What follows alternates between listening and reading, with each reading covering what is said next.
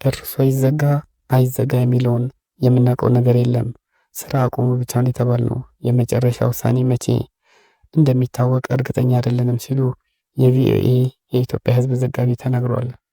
የአሜሪካ ድምፅ ሬዲዮ ቪኦኤ የፕሬዝዳንት ትራምፕ ውሳኔን ተከትሎ ስራ ማቆም ጀምሯል። በዛሬው ዕለትም የቴሌቪዥን መስኮት ስርጭቱ ጨልሞ የታዩ ሲሆን አንዳንድ ሀገራት ደግሞ ሙሉ በሙሉ ሙዚቃ ብቻ እየተስተላለፉ ይገኛል። በዓለም አቀፍ ደረጃ 1300 በላይ ሰራተኞች ያሉት ቪኦኤ በየዓመቱ የሚመድቡለት የ$267.5 ሚሊዮን በጀት ተሰርዞ ሰራተኞቹ የእግድ ረፍት ደብዳቤ ተሰጥቷቸዋል።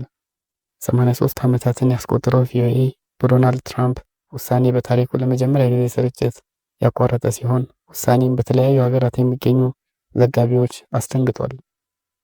በኢትዮጵያ በሶስት ቋንቋዎች በአማርኛ፣ በአፋን ኦሮሞ እና በትግርኛ ስርጭቱን ያከናውን የነበረው ቪኦኤ በኢትዮጵያ የሚገኙ ዘጋቢዎች ከቅዳሜ ጀምሮ ስራቸውን እንዲያቆሙ እንደተነገራቸው ስሜ አይጠቀስ ያለው የተቋሙ ዘጋቢ ተናግሯል።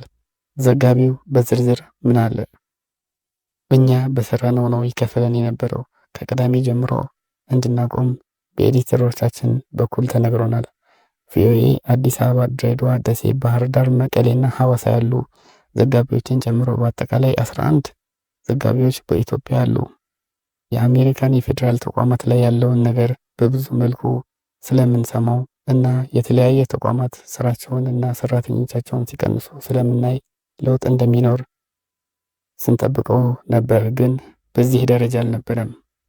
ከቪኦኤ ጋር በተያያዘ ሳይሆን ቪኦኤ የሚገኝበት አናት ድርጅት ጋር በተገናኙ አገልግሎቶች ላይ አዲሱ አመራር የሚያነሱት ጥያቄ ስላለ የምንጠብቀው ነገር ነበር፣ ግን በዚህ ደረጃ አልጠበቅንም፣ አስደንግጦናል ሲል ጨርሶ ይዘጋል አይዘጋም የሚለውን የምናውቀው ነገር የለም። ስራ አቁሙ ብቻ ነው የተባልነው። የመጨረሻ ውሳኔ መቼ እንደሚታወቅ እርግጠኞች አይደለንም።